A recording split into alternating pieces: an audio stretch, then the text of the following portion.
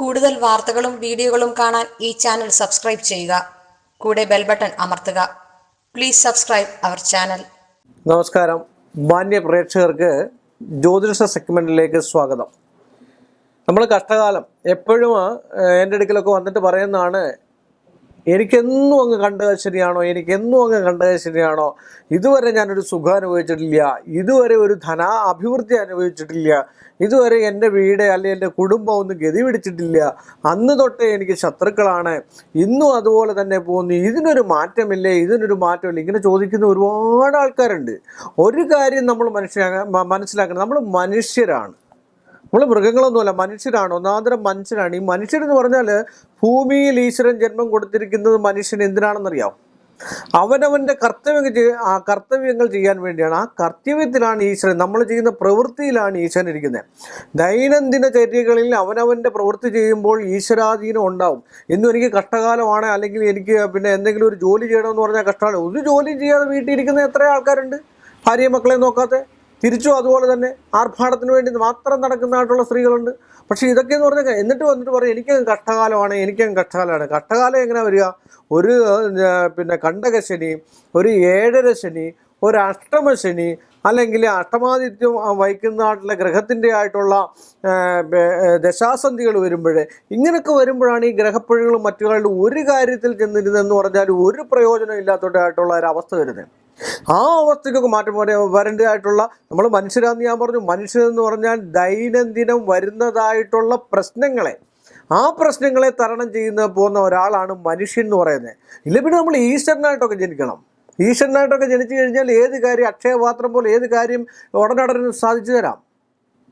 ഈശ്വരനത് സാധിച്ചു തരുന്നു എന്ന് പറയുന്ന പോലെ ഈശ്വരനെ ഏറ്റവും കൂടുതൽ അറിയാനും മനുഷ്യനെ കഷ്ടപ്പെടുത്താൻ വേണ്ടി മാത്രമാണ് സൃഷ്ടിച്ചിരിക്കുന്നത്. ആ കഷ്ടപ്പാടുകളെ തരണം ചെയ്യുന്ന ഒരാൾക്കാണ് ഈശ്വരൻ ഭാഗ്യം കൊടുക്കുക. ആ ഭാഗ്യം 9ാം ഭാവം കൊണ്ടാണ്. ഭാഗ്യം ധർമ്മങ്ങൾ കൊടുക്കുന്നു, മറ്റു കാര്യങ്ങളും ഒക്കെ ചിന്തിക്കുന്നത് 9ാം ഭാവം കൊണ്ടാണ്. അപ്പോൾ ഒരു മനുഷ്യൻ്റെ ഗ്രഹനിലയിൽ ദാരിദ്ര്യ സംബന്ധമായിട്ട് അവസ്ഥയുണ്ടെങ്കിൽ അത് അനുഭവിക്കത്തക്ക യോഗം ഉണ്ടെങ്കിൽ അത് അനുഭവിച്ചേ പറ്റുള്ളൂ. ഒരു ജ്യോത്സ്യനെ കൊണ്ടൊന്നും മാറ്റാൻ പറ്റില്ല. പിന്നെ ആ യോഗം ഉണ്ടെങ്കിൽ അന്നേ തരണം ചെയ്തു പോകാനുള്ള ഒരു മാർഗ്ഗം എനിക്ക് പറഞ്ഞു കൊടുക്കാമെന്ന് മാത്രമേ ഉള്ളൂ. ഇന്ന യോഗങ്ങളുണ്ട്, ഇന്ന കണ്ടകശനിയാണ്, ഇപ്പോൾ വാഹനത്തിനുള്ള യോഗമല്ല, ആ വാഹനം ഉപയോഗിക്കാൻ പാടില്ല, അല്ലെ മറ്റു കാര്യങ്ങളിലേക്ക് പോകരുത്, മറ്റു വിഷയങ്ങളിലേക്ക് പോകരുത്. ഇതൊന്നും അന്ധവിശ്വാസമോ മറ്റു കാര്യങ്ങളോ ഒന്നുമല്ല. ചില ആൾക്കാർ പറയും അന്ധവിശ്വാസങ്ങൾ പരത്തുകയാണെന്ന് പറയും. ഒരുപാട് കമൻറ്റുകൾ. ഇത് ഒരു പ്രത്യേകതയോടെ ഈ കമൻറ്റുകൾ ചെയ്യുന്ന ആൾക്കാർ പ്രത്യേകം ശ്രദ്ധിക്കുക. അതിനൊന്നും ഞാൻ മറുപടി തരാത്തതിൻ്റെ കാരണം എന്താണെന്ന് ചോദിച്ചാൽ, നിങ്ങൾ പറയുന്ന ഓരോ കമൻറ്റിനും അത് ഓരോ സെഗ്മെൻ്റാക്കി ഞാൻ നിങ്ങളുമായിട്ട് നിങ്ങൾക്ക് ഉതകുന്ന തരത്തിൽ, നിങ്ങൾക്ക് പ്രയോജനപ്പെടുന്ന തരത്തിൽ എന്നെ കഴിയാവുന്ന രീതിയിൽ ഞാനത് ചെയ്യുന്നുണ്ട്. അതുകൊണ്ടാണ് യൂട്യൂബിൽ ഞാൻ മറുപടി തരാത്തതിൻ്റെ കാരണം അതാണ്. അല്ലാതെ മറ്റു പ്രേക്ഷകർ വിചാരിക്കരുത് യൂട്യൂബിൽ ഒരു കാര്യം ചോദിച്ചു അതുകൊണ്ട് എന്താണ് മറുപടി തരാത്തതെന്ന് ഉള്ള ഒരു ഉദ്ദേശം വേണ്ട. കാര്യം വെച്ചാൽ നിങ്ങൾ ചോദിക്കുന്ന ഓരോ ചോദ്യങ്ങളും ഞങ്ങൾ ഓരോ സെഗ്മെൻ്റാക്കി ഞങ്ങളത് ചെയ്യുകയാണ്. കാരണം എന്ന് വെച്ചാൽ അത് നിങ്ങൾക്ക് മനസ്സിലാക്കി എടുക്കാൻ വേണ്ടിയാണ്. എന്നിൽ നിക്ഷിപ്തമായിട്ടിരിക്കുന്ന അറിവുകൾ നിങ്ങൾക്ക് ഷെയർ ചെയ്യുക എന്ന് മാത്രമാണ് എനിക്കുള്ളത്. എന്നിൽ ഒരുപാട് അറിവുകളൊന്നുമില്ല. പിന്നെ മാക്സിമം നമുക്ക് ഇവിടെ ആരോ എന്തോ പറഞ്ഞ പോലെ എനിക്കാണ് എല്ലാ അറിവെന്നും പറഞ്ഞിട്ടുള്ള ഒരു അവസ്ഥാന്തരത്തിൽ ഒരു വീഡിയോ ഞാൻ കണ്ടു. ഏതോ ഒരു മതപ്രഭാഷകൻ പണ്ടങ്ങാണ്ട് അദ്ദേഹം പറഞ്ഞ് പൊരുത്തം നോക്കിയപ്പം എൻ്റെ ഭാര്യയുടെ പൊരുത്തം കുറവല്ല, അങ്ങനെ ഇങ്ങനെ. അദ്ദേഹം വിചാരിച്ചിരിക്കുന്ന അദ്ദേഹത്തിന് മാത്രമേ അറിവെന്ന് പറഞ്ഞു കഴിഞ്ഞാൽ നമ്മുടെ കൊച്ചിലേ ഉണ്ടാകുന്ന അറിവ്, പുസ്തകങ്ങൾ വായിച്ച് എല്ലാവരും അറിവും കൊണ്ട് ആരും ജനിക്കുന്നില്ല. എല്ലാവർക്കും അറിവ് പകരുന്നത് അവനവൻ്റെ അനുഭവങ്ങളിൽ നിന്നും, പുസ്തകം വായിച്ചു, ഓരോ ക്ലാസ്സുകളിൽ പഠിച്ചു, ഓരോ കോളേജിൽ പഠിച്ചു, അച്ഛനിൽ നിന്നും അമ്മയിൽ നിന്നും ഗുരുക്കന്മാരിൽ നിന്നും ഒക്കെ അറിവ് പകരുന്നത്. അപ്പോൾ അദ്ദേഹം പറയുന്നത് കേട്ട് കഴിഞ്ഞാൽ അദ്ദേഹമാണ് ഈ 21ാം നൂറ്റാണ്ടിൽ മൊത്തം അറിവിൻ്റെ ഭാണ്ഡക്കെട്ടുമായിട്ട് ജനിച്ചിറങ്ങിയ പോലെ പുള്ളി പറയുന്നത്. എന്ന് പറയുന്ന പോലെ നമുക്കൊക്കെ ഈശ്വരൻ ഓരോന്ന് കഷ്ടകാല സംബന്ധമായിട്ട് ഞാനത് പറഞ്ഞതേ ഉള്ളൂ. കാരണം എന്താണെന്ന് ചോദിച്ചാൽ, അറിവെന്ന് പറഞ്ഞാൽ എല്ലാവർക്കും ഉള്ള അവസ്ഥയാണ്. അത് കൂടിയും കുറഞ്ഞും ഒക്കെ ഇരിക്കും. ഒട്ടും അറിവില്ല എന്ന് നമ്മൾ പറയുന്നത് മറ്റൊരു രീതിയിൽ, അവർക്ക് വേറൊരു രീതിയിലൊരു അറിവാണ്. എല്ലാ കാര്യത്തിലും ഒരു പ്രഗത്ഭനാകാൻ ആർക്കും പറ്റത്തില്ല.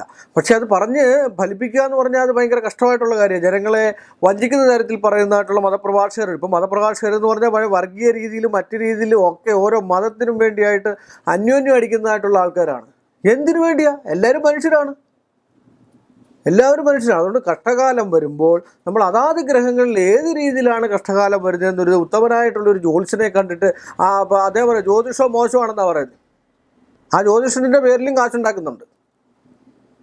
അപ്പോൾ ആ കഷ്ടകാലം വരുമ്പോൾ ജ്യോതിഷ സംബന്ധമായിട്ടുള്ള ഒരു ജ്യോതിഷനെ കണ്ട് അതിൻ്റെ പോംവഴികൾ എന്താണ്, അല്ലാതെ കോടീശ്വരനാകുവോ രക്ഷപ്പെടുവോ ഈ ഒരു കാര്യം വിധിയെ തടുക്കാനോ ഒന്നും ആർക്കും പറ്റത്തില്ല. അത് പഴയ കാലത്ത് പറ്റുള്ളൂ. പഴയ കാലത്ത് അതുപോലുള്ള യോഗികളുണ്ടായിരുന്നു. ഇന്നത്തെ കാലത്ത് അതൊന്നും പറ്റില്ല. പിന്നെ അല്പമായിട്ടുള്ള വിഷയങ്ങൾക്കൊരു സ്വാന്തനം, നമുക്കൊരു ഒരു പ്രയോജനാവസ്ഥ, നമുക്കൊരു ഐശ്വര്യാവസ്ഥ, നമുക്ക് മനസ്സിനൊരു സ്വസ്ഥത, ആ സ്വസ്ഥതയ്ക്കൊക്കെ വേണ്ടിയുള്ള ചെറിയ ചെറിയ പരിഹാര മാർഗങ്ങൾ ചെയ്ത് കണ്ടു കഴിഞ്ഞാൽ അവനവൻ്റേതായിട്ടുള്ള ആ കഷ്ടകാലം മാറി ഐശ്വര്യവും സമ്പൽ സമൃദ്ധിയും ഉണ്ടാവും തന്നെയാണ് എൻ്റെ അഭിപ്രായം. എല്ലാ മാന്യ പ്രേക്ഷകർക്കും വീണ്ടും കാണുന്നത് വരെ നമസ്കാരം. കൂടുതൽ വാർത്തകളും വീഡിയോകളും കാണാൻ ഈ ചാനൽ സബ്സ്ക്രൈബ് ചെയ്യുക. കൂടെ ബെൽ ബട്ടൺ അമർത്തുക. Please subscribe our channel.